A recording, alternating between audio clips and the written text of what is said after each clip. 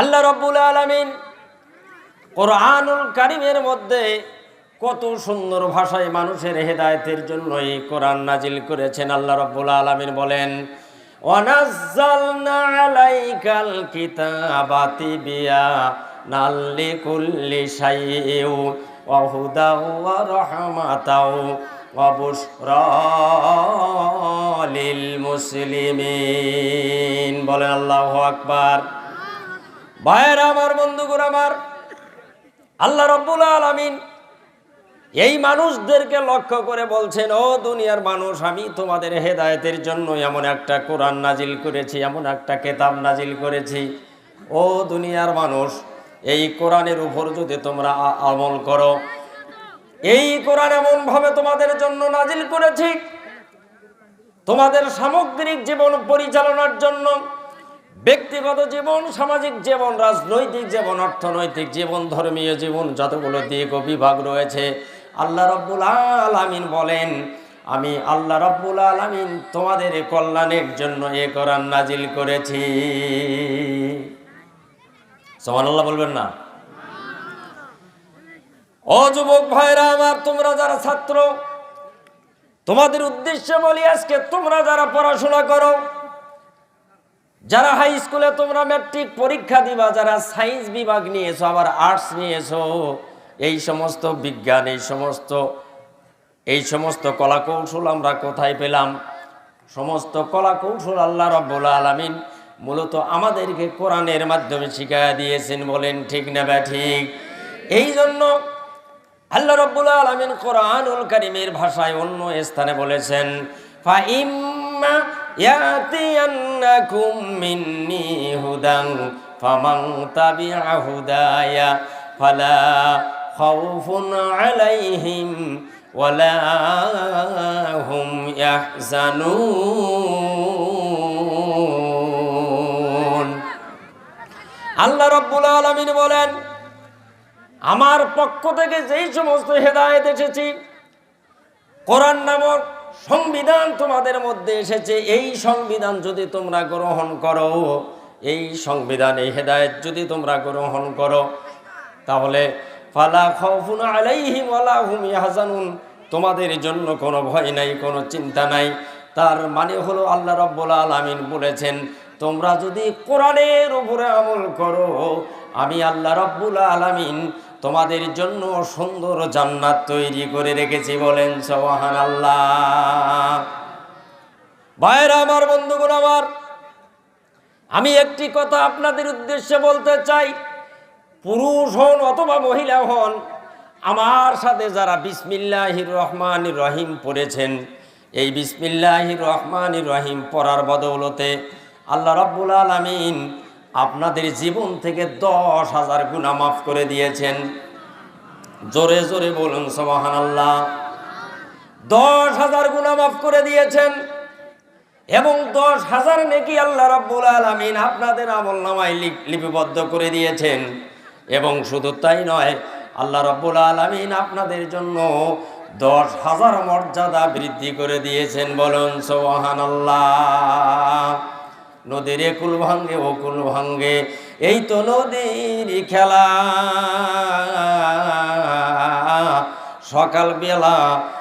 সকালবেলা বাদশার তুই ফকির সন্ধ্যাবেলা। ঠিক না ঠিক? ভাইরা আমার, বন্ধুগণ আমার, আমি আপনাদেরকে বলতে চাই, আমি আপনাদের সামনে যে আয়াত তেলাওয়াত করেছি, এই আয়াতের উপরে আমি আলোচনা শুরু করি নাই। ও বন্ধুগণ, ভাইরা আমার, বন্ধুগণ আমার, আজকে আমরা হতাশাগ্রস্ত, আমরা যারা অভিভাবক, আমরা যারা এরকম গার্ডিয়ান আছি, আমরা আমাদের ছেলে মেয়েকে নিয়ে আমরা হতাশাগ্রস্ত। আমরা চিন্তা করি আমাদের ছেলে মেয়ে কোথায় যায়, কি করে, এই বিষয়ে আমরা হতাশাগ্রস্ত হওয়ার কারণ অবশ্যই আমরা জানি না আমাদের অজান্তে আমাদের ছেলে মেয়েরা কোথায় কি করে, কোথায় কোন অন্যায় করে বসে। এই জন্য আমরা চিন্তা করি।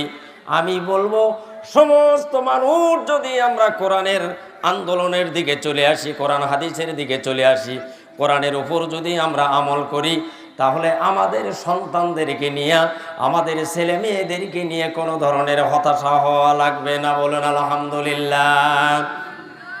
আল্লাহ রাব্বুল আলামিন বলেন, ইয়া আইয়ুহাল্লাযীনা আমানু ইন্নামাল খামরু ওয়াল মাইসিরু ওয়াল আনসাবু ওয়াল আযলামু রিজসুম মিন আমালিশ শাইতান ফাজতানিবুহু লাআল্লাকুম তুফলিহুন। বলেন আল্লাহু আকবার। আল্লাহ রাব্বুল আলামিন বলেন, ও ঈমানদারগণ, আমি আল্লাহ রাব্বুল আলামিন তোমাদের জন্য মদ, জুয়া, ভাগ্য নির্ধারক তীর লটারি, মদ, জুয়া, সমস্ত নেশাদ্রব্য আমি আল্লাহ রাব্বুল আলামিন হারাম করে দিয়েছি। এগুলো হচ্ছে শয়তানের কাজ। এই কাজগুলো থেকে তোমরা সব সময় বিরত থাকবে। তোমরা যদি এই কাজগুলো থেকে বিরত থাকো, আল্লাহ রাব্বুল আলামিন বলেছেন তোমরা দুনিয়া এবং আখিরাতে উভয় স্থলে তোমরা সফল হবে। বলুন সুবহানাল্লাহ। আজকে আমাদের সমাজ, আমাদের যুব সমাজ নেশায় ভরপুর হয়েছে।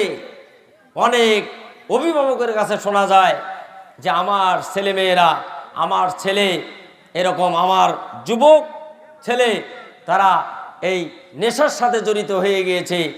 মদ খায়, গাঁজা খায়, এরপরে বিভিন্ন ধরনের এই রকম আপনার নেশা জাতীয় দ্রব্য, ট্যাবলেট, এগুলো তারা ভক্ষণ করে। এরকম হয় না ভাই? খায়। আরেক শ্রেণীর যুবক আমাদের সমাজে যে সুদ নামক একটি অভিশাপ আমাদের সমাজে বিরাজ করছে, এই সুদী কারবারের সাথে তারা লিপ্ত হয়েছে। তো মূলত কথা হচ্ছে যে আমরা যদি কোরআনের দিকে আসি তাহলে আমাদের এই সমাজ ভালো হয়ে যাবে, আমরা সকলেই ভালো হয়ে যাব এবং আমাদের সন্তানদেরকে নিয়ে আমাদের আর টেনশন করা লাগবে না। এই জন্য কবি বলেন, সমাধান চাও যদি জীবনে মরণে, ফিরে চাও খুঁজে নাও চোখ রাখো কোরআনে। আমার সাথে একটু সবাই বলেন, সমাধান চাও যদি জীবনে মরণে, ফিরে চাও খুঁজে নাও চোখ রাখো কোরআনে।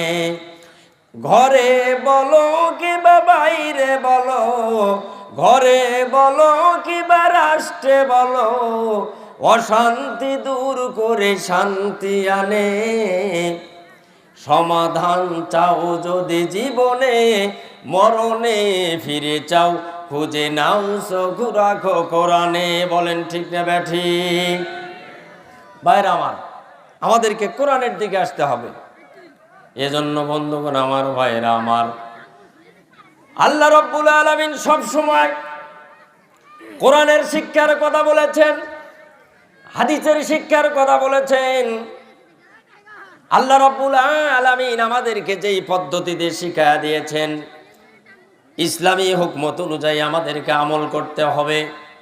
আমাদের সমাজে আমরা ছেলে মেয়েদেরকে অনেকেই আদব কায়দা শিক্ষা দেই না। বর্তমান সমাজে আমাদের সমাজে চলছে সালামের পরিবর্তে আমরা অন্য সংস্কৃতির ভাষা আমরা শিক্ষা দেই, বলে বাই বাই বাই, এই ধরনের কথা বলে না, টাটা টাটা, এই ধরনের কথা বলে না।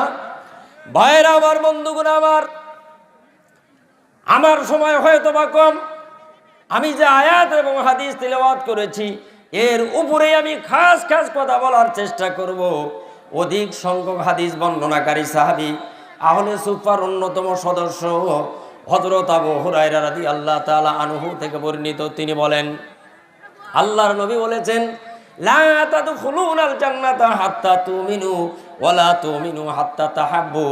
আল্লাহর নবী বলেছেন যে তোমরা ততক্ষণ পর্যন্ত ঈমানদার হতে পারবে না, তোমরা ততক্ষণ পর্যন্ত জান্নাতে যেতে পারবে না যতক্ষণ পর্যন্ত না তোমরা ঈমানদার হবে। খুব মারাত্মক কথা। ভাইরা আমার, বন্ধুগণ আমার,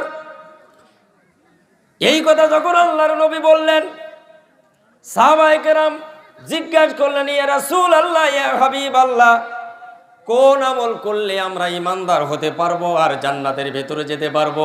আল্লাহর নবী বললেন, যে তোমরা যতক্ষণ পর্যন্ত পরস্পরকে ভালো না বাসবে ততক্ষণ পর্যন্ত তোমরা ঈমানদার হতে পারবে না।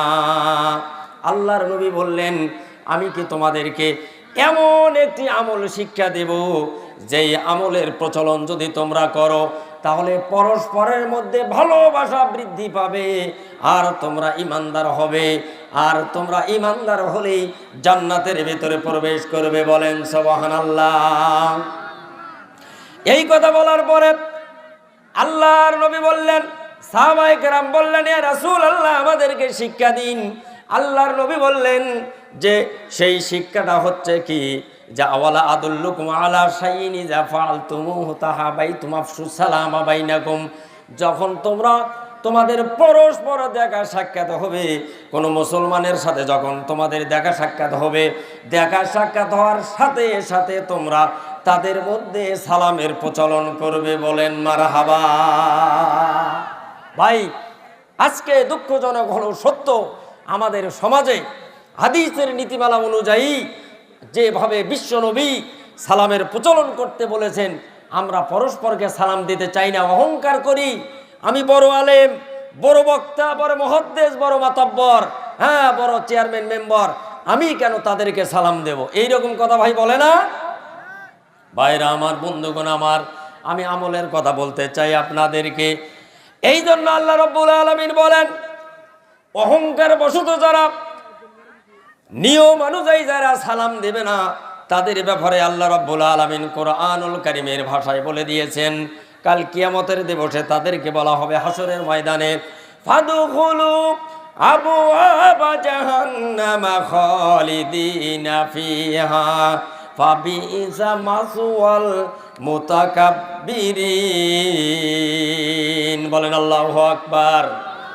আল্লাহ রাব্বুল আলামিন বলেছেন, যারা অহংকার করবে, অহংকারী করে যারা দুনিয়ার বুকে দাম্ভিকতার সাথে এই রকম সালাম দেবে না, নিজেকে বড় মনে করবে, আল্লাহ রাব্বুল আলামিন কিয়ামতের ময়দানে তাদেরকে জাহান্নামের ভিতরে যাওয়ার জন্য বলবে যে তোমরা জাহান্নামের দরজার মধ্যে প্রবেশ করো, কেননা দুনিয়ার ভিতরে তোমরা অহংকার করেছিলে আর এই জাহান্নাম তোমাদের একটি নির্দিষ্ট নিকৃষ্ট স্থান।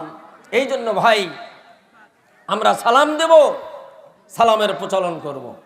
ভাইরা আমার, বন্ধুগণ আমার, হযরত আবু হুরায়রা রাদিয়াল্লাহু তাআলা আনহু থেকে আরো একটি হাদিস বর্ণিত। তিনি বলেন, বিশ্বনবী নবী মুহাম্মদুর রাসূলুল্লাহ সাল্লাল্লাহু আলাইহি ওয়াসাল্লাম বলেছেন, ভাই এই কথাগুলো শুনবেন।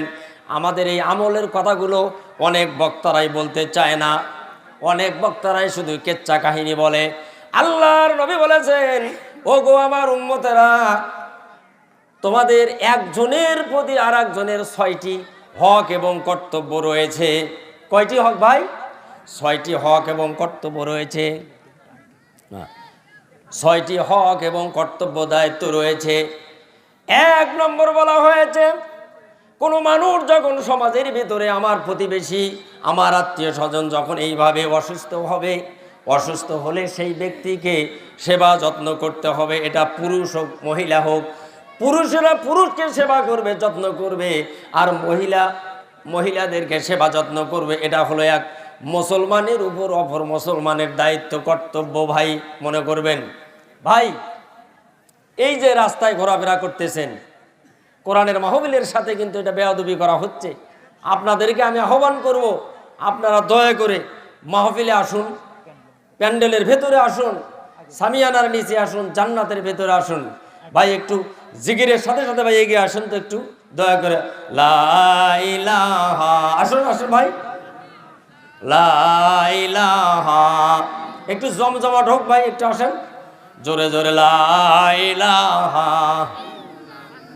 আরো জোরে লা ইলাহা, জোরে লা ইলাহা। এই ভাই যুব সমাজ, আসো আসো ভাই, আসো। ভাইরা আমার, বন্ধুগণ আমার, খুব খেয়াল করে শোনেন। আল্লাহর নবী বলেছেন, একজন মুসলমানের প্রতি আর একজন মুসলমানের 6টি হক এবং দায়িত্ব, কর্তব্য আছে। তার মধ্যে 1 নম্বর হলো, ভাই আমাদের সমাজে কোনো মানুষ যখন অসুস্থ হবে, ভালো করে শোনেন, তাকে সেবা করতে হবে, তাকে দেখতে যেতে হবে, তার প্রতি ভালোবাসা প্রদর্শন করতে হবে, 1 নম্বর।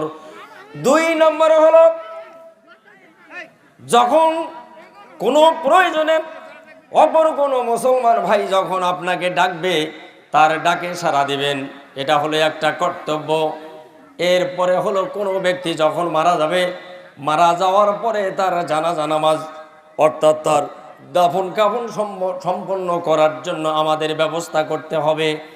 এরপরে হলো যখন হাসি দিবে কোনো মুসলমান, যদি আপনার সামনে হাসি দেয়, হাসি দেওয়ার সাথে সাথে আলহামদুলিল্লাহ বলবে, আর আপনারা বলবেন ইয়ারহামুকাল্লাহ, তার জন্য আপনি এই রহমতের দোয়া করবেন।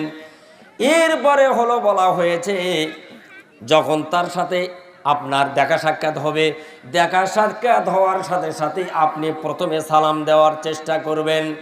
এরপরে হলো উপস্থিত অনুপস্থিত সব সময় অপর মুসলমানের জন্য কল্যাণ কামনা করা, বলেন আলহামদুলিল্লাহ। ভাই, এই আমলগুলো যদি আমরা আমাদের বাস্তব জীবনে আদায় করতে পারি, তাহলে আমাদের এই সমাজে শান্তি নাজিল হবে না? বলেন তো, শান্তি নাজিল হবে। ভাইয়েরা আমার, বন্ধুগণ আমার, আল্লাহর নবী অন্য হাদিসের ভেতরে বলেছেন, ইন্না আউলান নাসি বিল্লাহি মান বাদা বিসসালাম। আল্লাহর নবী বলেন, কোন মুসলমান যে ব্যক্তি আগে সালাম দিবে, যে ব্যক্তি আগে সালাম দিবে, আল্লাহ রাব্বুল আলামিনের কাছে ওই ব্যক্তি অবস্থান করবে। তাহলে এখন সালাম কে আগে দিবে আমাদেরকে বুঝতে হবে। ভাইয়েরা আমার, বন্ধুগণ আমার, হযরত আব্দুল্লাহ ইবনে আমর রাদিয়াল্লাহু তাআলা আনহু থেকে বর্ণিত, তিনি বলেন, রাসূল করিম সাল্লাল্লাহু আলাইহি ওয়াসাল্লামকে জিজ্ঞাসা করা হলো, ইয়া রাসূলুল্লাহ, ইয়া হাবিবাল্লাহ, ইসলামের ভেতরে সর্বোত্তম কাজ কোনটি? আইয়ুল ইসলামি খায়রুন? ক্বালা তুতঈমুত তাআমা ওয়া তুকরিউস সালাম। আল্লাহর নবী বললেন, অভাবগ্রস্ত মানুষকে তোমরা খাদ্য দান করবা, অভাবী ক্ষুধার্তকে খাদ্য দান করবা, আর কোনো মুসলমান যদি হয়, পরিচিত হোক আর অপরিচিত হোক, তাদেরকে সালাম দিবা। এটি হলো ইসলামের মধ্যে সর্বশ্রেষ্ঠ ইবাদত। তাহলে ভাই, এই আমলগুলো আমাদের সমাজে করতে হবে। আজকে দেখেন, আমাদের সমাজে পিতা পুত্রের মধ্যে সম্পর্ক নাই, তারপরে আমাদের ছেলেরা পিতা মাতাকে সম্মান করতে চায় না। ও যুবক ভাইয়েরা, বাবাজিরা, তোমরা একটু চিন্তা করো, তুমি আজকে তোমার বাবা মাকে যদি সম্মান না করো, একবার একটু চিন্তা করবা যে তুমিও কিন্তু একদিন বাবা মা হবা, তুমি কিন্তু সন্তানের বাবা হবা, তুমি কিন্তু একদিন ছেলের বাবা হবা, মেয়ের মা হবা। তুমি যদি আজকে তোমার পিতামাতার সাথে ভালো ব্যবহার না করো, তাহলে তোমার সাথেও কিন্তু সেই দিন করবে না। ভাইরা আমার, বন্ধুগণ আমার, আল্লাহর নবী হযরতে মূসা আলাইহিস সালাতু ওয়াস সালাম একদিন আল্লাহ রাব্বুল আলামিনের কাছে প্রার্থনা করলেন। হযরত মূসা আলাইহিস সালাতু ওয়াস সালাম আল্লাহ রাব্বুল আলামিনকে বললেন, রব্বুল আলামিন, আমার সাথে জান্নাতের ভিতরে যেই অবস্থান করবে, জান্নাতের ভেতরে যে ব্যক্তি আমার সাথী হবে, সেই ব্যক্তির সাক্ষাতের আপনি ব্যবস্থা করে দেন। হযরত মূসা আলাইহিস সালাতু ওয়াস সালাম আল্লাহর কাছে এই প্রার্থনা করার পরে আল্লাহ রাব্বুল আলামিন হযরত মূসা আলাইহিস সালাতু ওয়াস সালামকে বললেন, ওগো মূসা, তুমি দুনিয়ার অমুক বাজারে যাও, ওই বাজারে যাওয়ার পরে দেখবা একটা কসাই, সেই কসাইকে তুমি একটু তার সাথে পরিচয় হও। এই ঘটনা ভালো করে শোনেন। হযরত মূসা আলাইহিস সালাতু ওয়াস সালাম আল্লাহ রাব্বুল আলামিনের ওই নির্দেশ অনুযায়ী ওই বাজারে গেলেন। যাওয়ার পরে সন্ধ্যা যখন হলো, সন্ধ্যা হবার পরে হযরত মূসা আলাইহিস সালাতু ওয়াস সালাম ওই কসাইকে দেখতে পেলেন যে বাজার যখন সম্পন্ন হচ্ছে, বাজার যখন শেষ হয়ে গেল, যখন সন্ধ্যা হচ্ছে, তখন ওই কসাই তার ব্যাগের ভিতরে কিছু মাংস নিয়ে বাড়িতে রওনা হওয়ার জন্য প্রস্তুতি নিচ্ছেন। এমত অবস্থায় হযরত মূসা আলাইহিস সালাতু ওয়াস সালাম ওই কসাইয়ের কাছে গেলেন। যাওয়ার পরে বললেন, ও ভাই, আজকে আপনার বাড়ি থেকে আপনি একজন মেহমানদারি করতে পারবেন। কে বলল ভাই? একটু কথা বলতে হবে। কে বলল? হযরত মূসা আলাইহিস সালাতু ওয়াস সালাম এই কথা বললেন।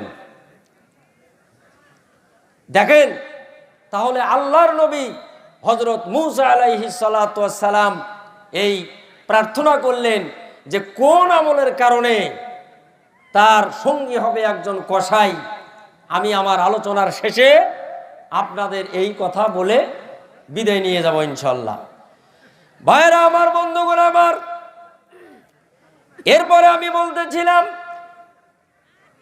আমি যে আপনাদের সামনে কোরআনের আয়াত তেলাওয়াত করেছি, আমাদের যুব সমাজ আজকে ধ্বংসের দ্বার প্রান্ত চলে যাচ্ছে। সমাজের অনেক যুবক ভাইয়েরা, ছোট ছোট ছেলে মেয়েরা, তারা এইরকম ভাবে নেশাগ্রস্ত হচ্ছে, নেশার দিকে তারা ধাবিত হচ্ছে। কারণ কি? কারণ হলো তাদের মধ্যে কোরআনের শিক্ষা নাই। বলেন ঠিক না ঠিক? ভাইরা আমার, বন্ধুগণ আমার, আপনারা গবেষণা করে দেখেন, পর্যালোচনা করে দেখেন, কোন মাদ্রাসার ছাত্র এইরকম নেশার সাথে জড়িত আছে কিনা। কোন মাদ্রাসার ছাত্র এইরকম মদ, জুয়া, তারপরে হলো লটারি, এরপরে সুদি কারবার, এগুলোর সাথে জড়িত নাই। কারণ হলো আল্লাহ রাব্বুল আলামিন যে কোরআন নাজিল করেছেন, এই কোরআনের মধ্যে আল্লাহ রাব্বুল আলামিনের ভয় সে অর্জন করতে পেরেছে। এই জন্য কোন মাদ্রাসার ছাত্র আপনার এই ধরনের আপনার মদ জুয়ার সাথে জড়িত নাই। বলেন ঠিক না ঠিক? ভাইরা আমার, বন্ধুগণ আমার, এই জন্য আমাদের এই জাতিকে কোরআনের শিক্ষা দিতে হবে। আল্লাহ রাসূল, বিশ্বনবী জনাবে রাসূলুল্লাহ সাল্লাল্লাহু আলাইহি ওয়াসাল্লাম হাদিসের মধ্যে বলেছেন, কবরের মধ্যে যখন মানুষকে রাখা হবে, কবরের মধ্যে রাখার পরে এরকম ভাবে যখন আযাব আসতে থাকবে, আযাবের ফেরেশতারা আসতে থাকবে, কোরআন দাঁড়িয়ে যাবে আযাবের ফেরেশতার কাছে। কোরআন প্রার্থনা করে বলবেন, ওগো আযাবের ফেরেশতা, তুমি আল্লাহ রাব্বুল আলামিনের এই খাস বান্দার কাছে আসতে পারবা না। কেননা ওগো আযাবের ফেরেশতা, আমি নিজে সাক্ষী আছি, রাত জেগে জেগে আল্লাহ রাব্বুল আলামিনের এই বান্দা কোরআন তেলাওয়াত করেছে, আমাকে আবৃত্তি করেছে, নামাজ আদায় করেছে। আজকে তুমি চলে যাও, তুমি তোমার এই আযাব আল্লাহ রাব্বুল আলামিনের এই বান্দাকে স্পর্শ করতে পারবা না। বলেন সুবহানাল্লাহ। তাহলে কোরআন আমাদেরকে পড়তে হবে কি না? কি কোরআন পড়তে হবে না?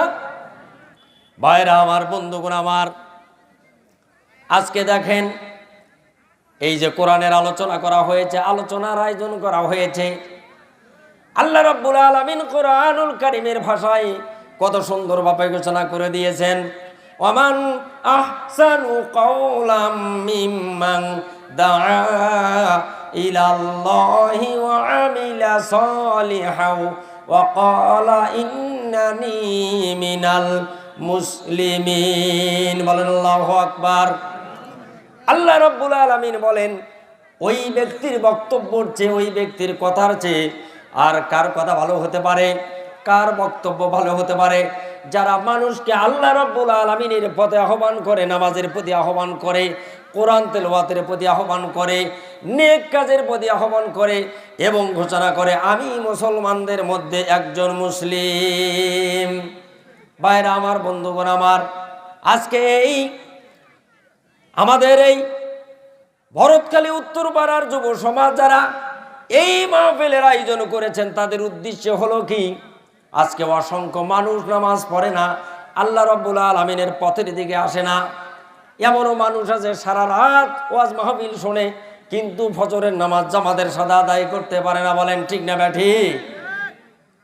এজন্য ভাইরা আমার, বন্ধুগণ আমার, আমি আপনাদেরকে বলবো, আল্লাহ রাব্বুল আলামিন আপনাদের উপরে, আমাদের উপরে, আমরা মুসলমান হিসেবে আমাদের উপরে দৈনন্দিন 5 ওয়াক্ত সালাত আল্লাহ রাব্বুল আলামিন ফরজ করে দিয়েছেন। কিন্তু দুঃখজনক হলেও সত্য, আমরা মুসলমান, আমরা নামাজ পড়তে চাই না। নামাজ থেকে আমরা বেখেয়াল থাকি। ভাইরা আমার, বন্ধুগণ আমার, আল্লাহর নবী বিশ্ব নবী জনাবে রাসূলুল্লাহ সাল্লাল্লাহু আলাইহি ওয়াসাল্লাম বলেছেন, মান সাল্লাল বারদাইনি দাখালাল জান্নাত। আল্লাহর নবী বললেন, যারা শীতল সময়ের 2 ওয়াক্ত নামাজ আদায় করে, আল্লাহ রাসূল বলেছেন তারা সরাসরি জান্নাতের ভেতরে প্রবেশ করবেন। বলেন সুবহানাল্লাহ। কিন্তু অনেকেই আছি আমরা নামাজ পড়ি না। ভাইরা আমার, বন্ধুগণ আমার, আল্লাহর নবী বিশ্ব নবী মদিনার প্রেসিডেন্ট বলেছেন, লাইয়ালি জান্নার রাহাদুন সাল্লা ক্বাবলা তুলুইশ শামসি ওয়া ক্বাবলা গুরুবিহা।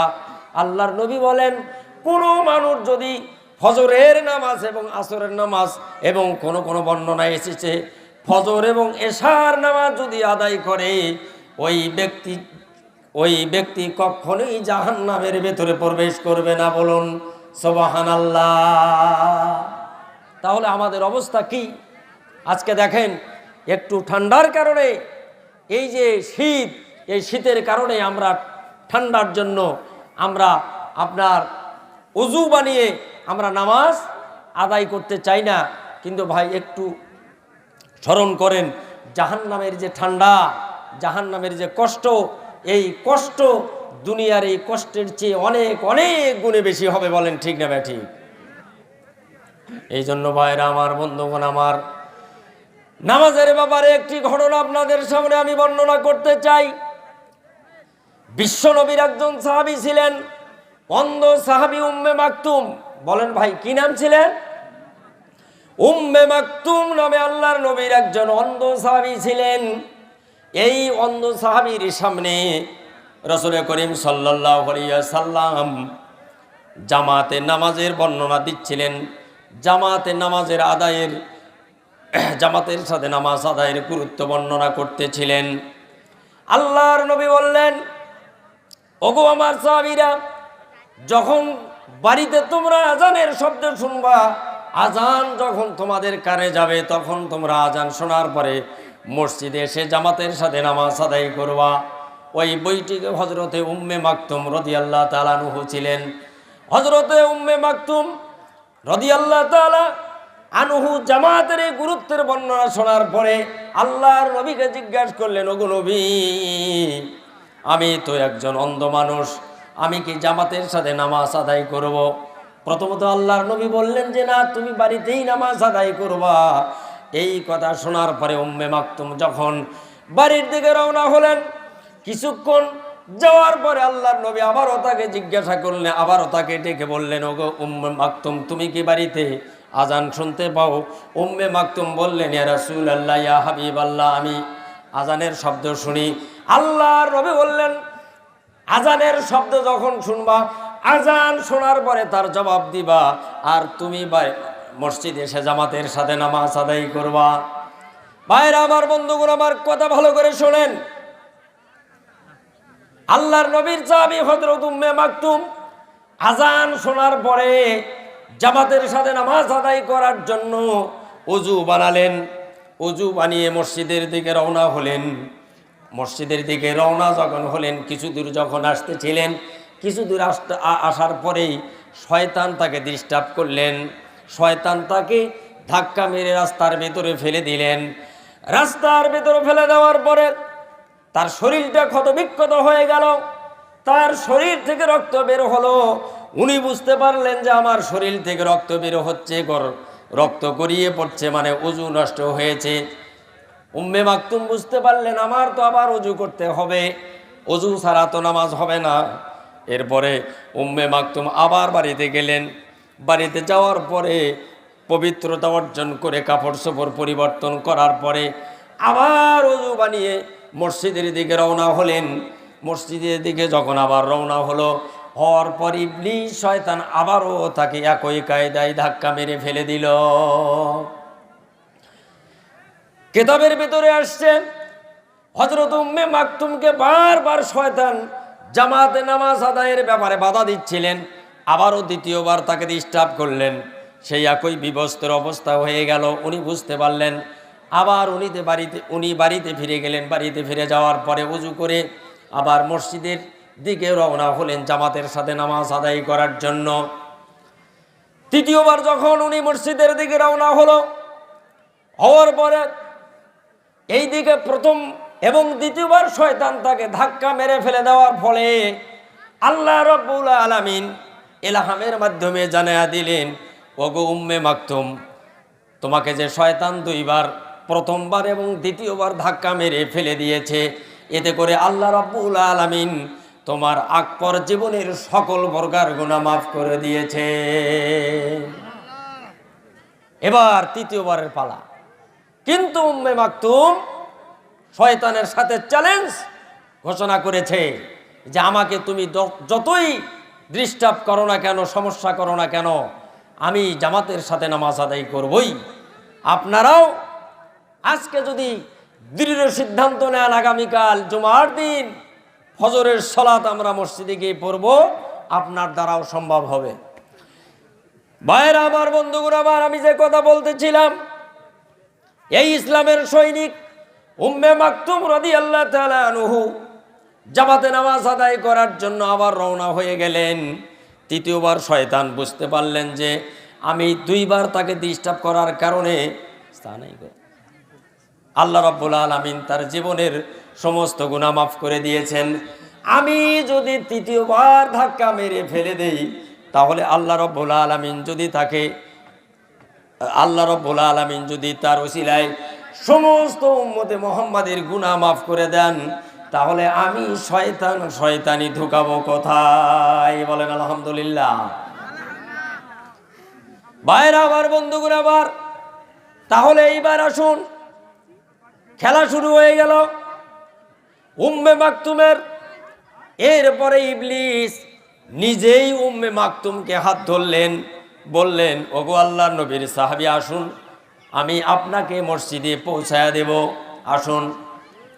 হযরত উম্মে মাকতুম রাদিয়াল্লাহু তাআলা আনহু শেষবারের মতো তিনবার, তৃতীয়বার উম্মে মাকতুম রাদিয়াল্লাহু তাআলা আনহুকে মসজিদে পৌঁছা দিলেন এবং বললেন, ওগো উম্মে মাকতুম, তুমি যাও, এখন জামাতের সাথে নামাজ আদায় করো, আমি চলে যাই।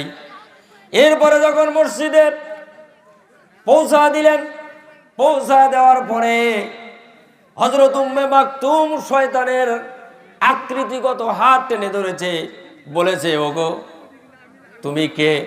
আমাকে তুমি মসজিদে পৌঁছা দিবা, কিন্তু তুমি নামাজ আদায় করবা না, এটা হতে পারে না।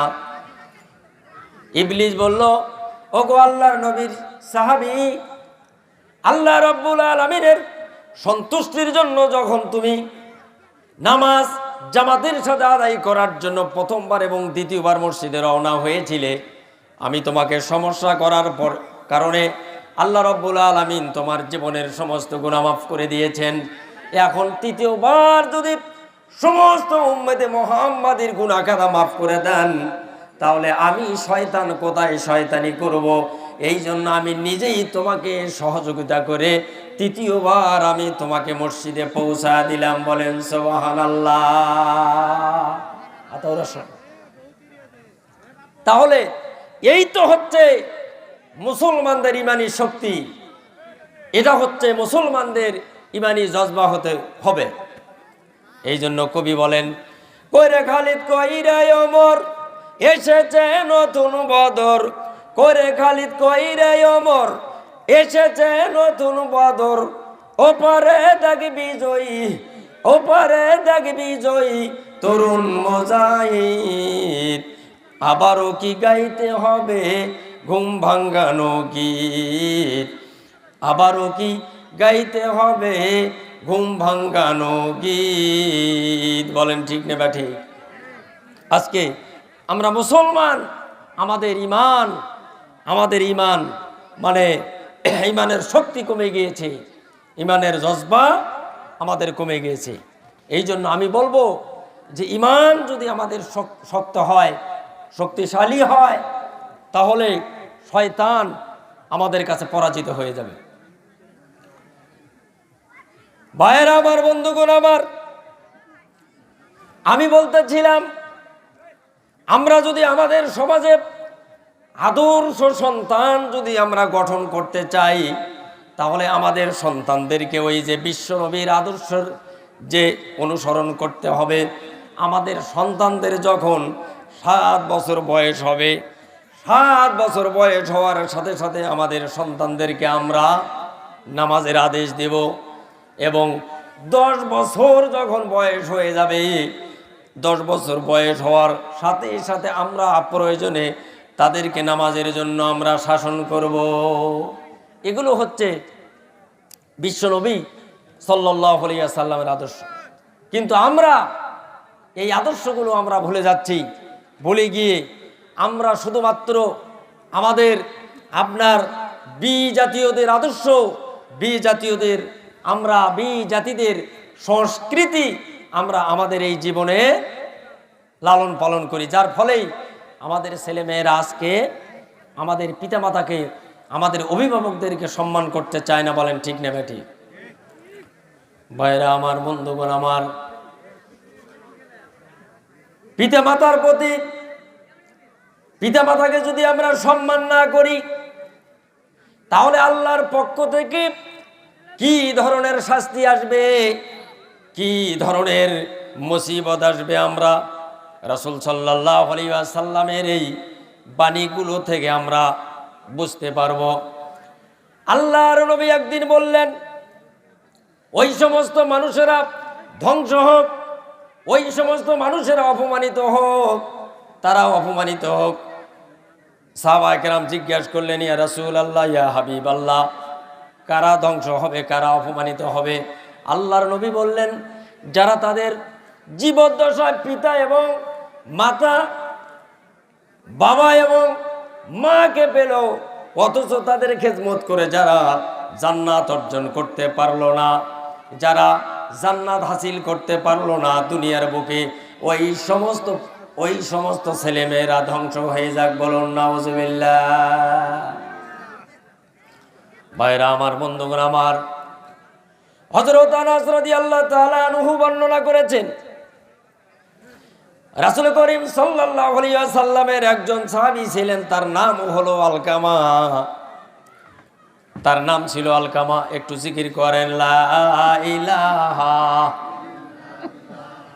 লা ইলাহা, জোরে জোরে লা ইলাহা লা ইলাহা। ভাইরা আমার, বন্ধুগণ আমার, খুব খেয়াল করে শোনেন। রাসূল সাল্লাল্লাহু আলাইহি ওয়াসাল্লামের একজন সাহাবী ছিলেন, তার নাম হলো আলকামা। এই আলকামার একদিন মৃত্যুর যন্ত্রণা শুরু হয়ে গেল, মৃত্যুর কোলে সে ঢলে পড়বে, এইরকম অবস্থা তার হয়ে গেল।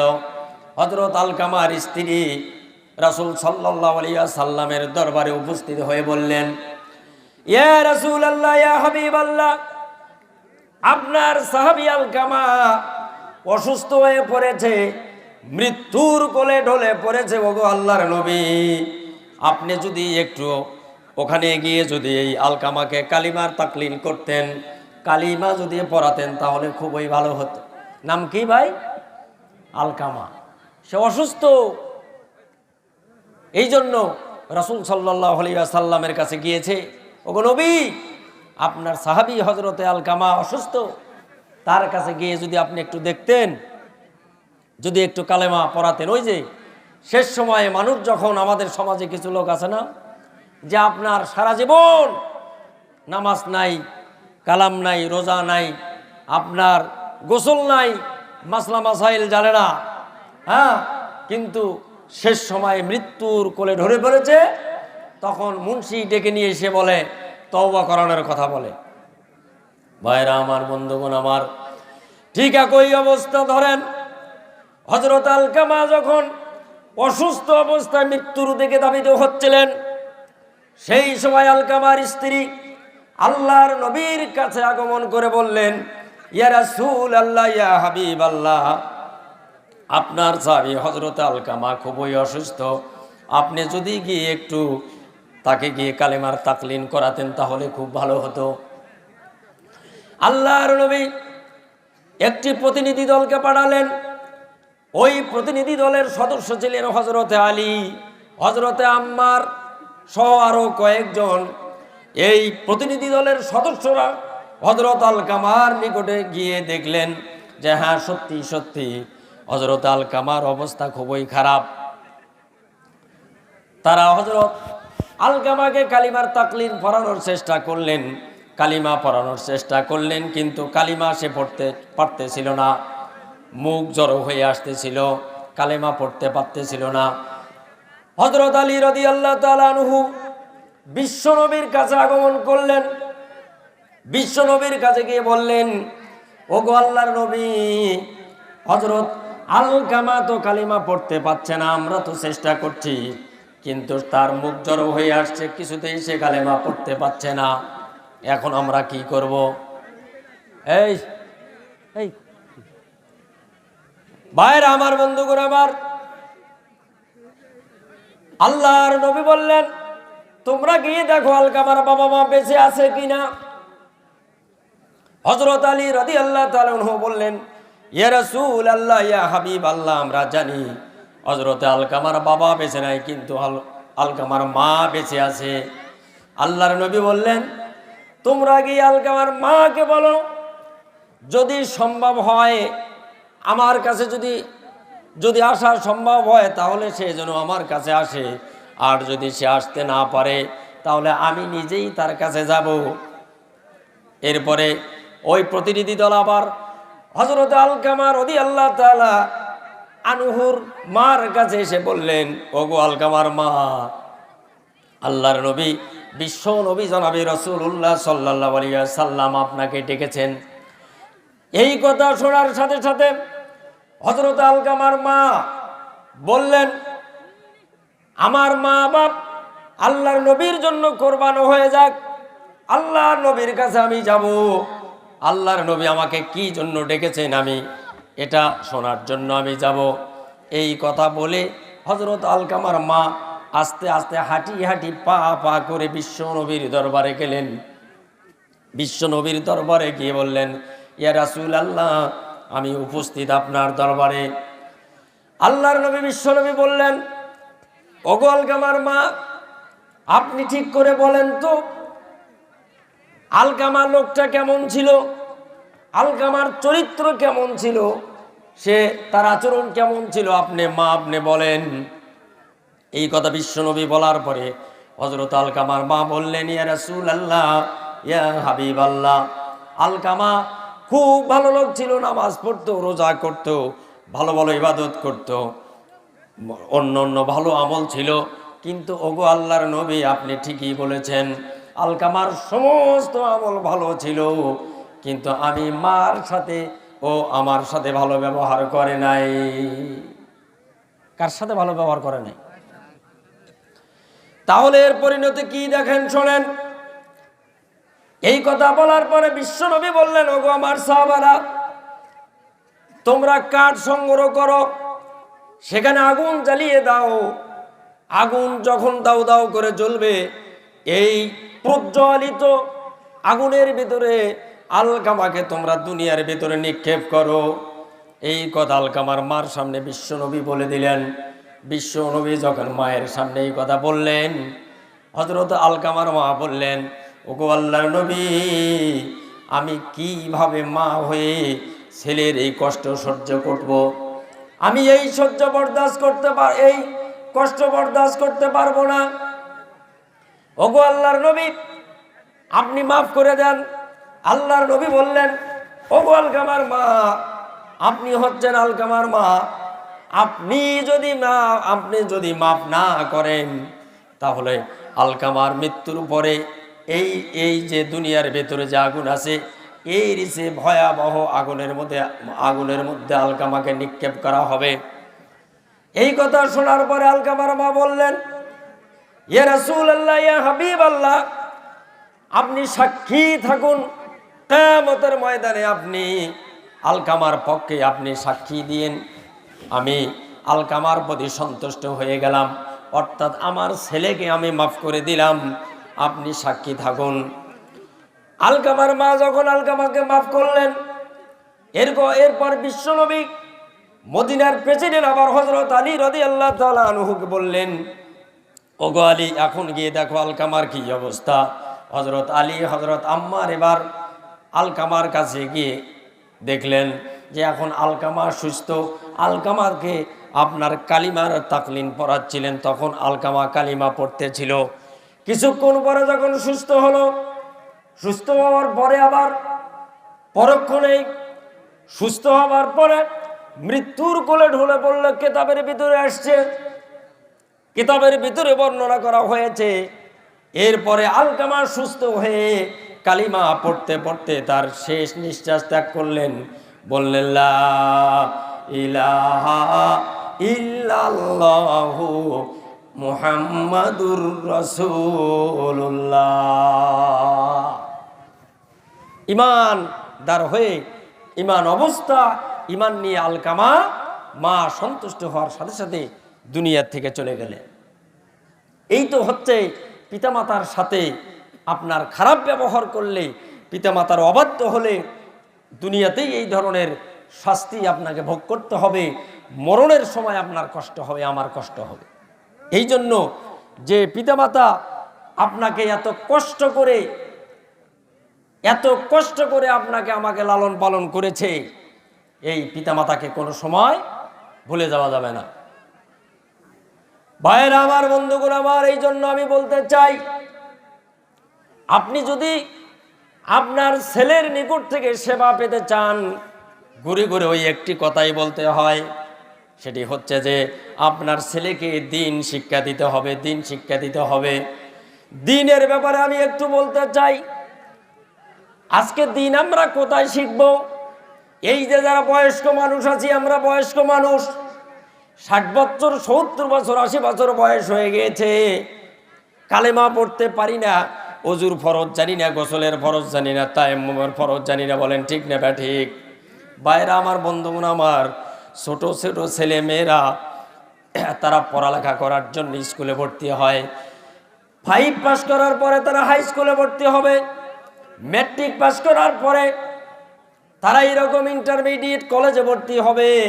কিন্তু আমি বলবো 50 বছর আপনার বয়স হয়েছে, আপনি গোসলের ফরজ জানেন না, ওজুর ফরজ জানেন না, আপনি নামাজ কিভাবে পড়তে হয় সেগুলো জানেন না।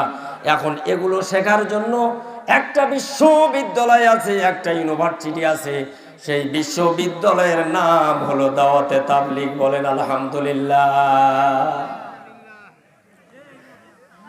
সেই দাওয়াতে তাবলীগের মধ্যে যদি আমরা যাই, আলহামদুলিল্লাহ, বয়স্ক মানুষ, আমরা সেখানে গিয়ে দিন শিখতে পারবো, আমরা সেখানে গিয়ে ইসলাম শিখতে পারবো। এই জন্য ভাই, আমরা যারা, বিশেষ করে যারা যুবক আছি, যারা জেনারেলে লেখাপড়া করি, আমরা তাবলীগে যাব, ইনশাল্লাহ আমরা দিন শিখতে পারবো, আমরা ইসলাম শিখতে পারবো। আমরা এরকম বয়স্ক মানুষ তাবলীগে যাব, আমরা ইনশাল্লাহ বয়স্ক মানুষেরাও এই দিন শিখতে পারবো, এবং জীবনের শেষ সময় আমরা ঈমান নিয়ে আমরা কবরে যেতে পারবো। বলেন ঠিক না ঠিক? ভাইরা আমার, বন্ধুগণ আমার, এই জন্য আল্লাহ রাব্বুল আলামিন কোরআনুল কারীমের মধ্যে বলেছেন, কুনতুম খায়রা উম্মাতিন উখরিজাত লিন্নাসি তা'মুরুনা বিল মা'রুফি ওয়া তানহাউনা আনিল মুনকার। আল্লাহু আকবার। আল্লাহ রাব্বুল আলামিন বলেন, তোমরাই শ্রেষ্ঠ জাতি, তোমাদেরকে মানব জাতির কল্যাণের জন্য তোমাদেরকে সৃষ্টি করা হয়েছে। এখন তোমাদের কাজ হলো তোমরা মানুষকে আল্লাহর পথের দিকে আহ্বান করবা, সৎ কাজের দিকে আহ্বান করবা, এবং অসৎ কাজ হতে তোমরা মানুষকে বাধা দান করবা। ভাইরা আমার, বন্ধুগণ আমার, গবেষণা করলে দেখা যায় এই সমাজের কিছু মানুষ যারা জাহান্নামের অগ্নি কিনারায় যারা উপস্থিত হয়েছিল, দাওয়াতে তাবলীগের দাওয়াতের কারণে তারা জাহান্নামের আগুন থেকে মুক্তি পেয়ে, তারা জাহান্নামের কিনারা থেকে মুক্তি হয়ে তারা জান্নাতের দরজার দিকে তারা ধাবিত হয়েছে। শুধু ধাবিতই হন নাই, জান্নাতের দিকে তারা এক পা দিয়েছে। বলেন ঠিক না ঠিক? ভাইরা আমার, বন্ধুগণ আমার, এই জন্য আমি বলতেছি, মেহেরবানি করে আমরা একটু দাওয়াতে তাবলীগের এই মাদ্রাসায় ভর্তি হয়ে যাই, যুবকরা যুবকের সাথে, এবং যারা বয়স্ক আছি তারা বয়স্ক মানুষের কাছে আমরা এরকম তাদের সাথে আমরা দাওয়াতে তাবলীগে বের হয়ে যাই। তাহলে আমরা শেষ সময়ে কোরআনের শিক্ষা শিখতে পারবো। শেষ সময় কোরআনের শিক্ষার ব্যাপারে বিশ্ব নবী বলেছেন, মান খরাজা ফি তলাবিল ইলমি ফাহুয়া ফি সাবিলিল্লাহ হাত্তা ইয়ারজিয়া ইলাইহি। আল্লাহর নবী বলেন, কোনো মানুষ যদি দ্বীন শিক্ষার জন্য যদি ঘর থেকে বের হয়, এই ঘর থেকে বের হওয়া মাত্রই সে ছাত্র হিসাবে গণ্য হবে, তলাবুল ইলম হিসাবে গণ্য হবে। বুড়া হোক আর চ্যাংরা হোক, এইরকমভাবে দ্বীনের রাস্তায় যখন থাকবে, এমত অবস্থায় কোনো মানুষের যদি মৃত্যু হয়, তাহলে মৃত্যুবরণ করার সাথে সাথে তারা জান্নাতের ভিতরে প্রবেশ করবে। বলেন সুবহানাল্লাহ। ভাইরা আমার, বন্ধুগণ আমার, এই জন্য আসুন ভাই, আজকে আমরা দৃঢ় সিদ্ধান্ত নেই, আজকে যাদের ছেলে মেয়ে ছোট ছোট আছে তাদের ছেলে মেয়েদেরকে আমরা মাদ্রাসায় ভর্তি করানোর জন্য আমরা সিদ্ধান্ত নিয়ে নেই। অনেকেই মনে করে মাদ্রাসায় লেখাপড়া করালে শুধুমাত্র আজান দিয়া খায়, তারপরে হলো ওয়াজ করে খায়, ইমামতি করে খাওয়া লাগে। এই কথাগুলো ভুল। কারণ হলো, বাংলাদেশে এমন মাদ্রাসার সিস্টেম আছে, মাদ্রাসায় লেখাপড়া করবেন, যুগোপযোগী শিক্ষা আছে, এই শিক্ষায় জেনারেল শিক্ষায় যেভাবে আপনি আপনার সার্টিফিকেট অর্জন করবেন, মাদ্রাসায় এমন শিক্ষা আছে, সেই মাদ্রাসায় লেখাপড়া করলেও আপনি সার্টিফিকেট অর্জন করতে পারবেন। আর সবচেয়ে বড় কথা হলো, রিজিকের দায়িত্ব মহান আল্লাহ রাব্বুল আলামিন নিজেই নিয়েছেন। আল্লাহ রাব্বুল আলামিন বলেন, ওমা মিন দাব্বাতিন ফিল আরদি ইল্লা আলাল্লাহি রিজকুহা। আল্লাহ রাব্বুল আলামিন বলেন, এই পৃথিবীর এমন কোনো বিচরণশীল প্রাণী নাই যাদের রিজিকের দায়িত্ব মহান আল্লাহ রাব্বুল আলামিন গ্রহণ করেন নাই। বলেন ঠিক না ঠিক? এই জন্য ভাই, আমি যদি বলি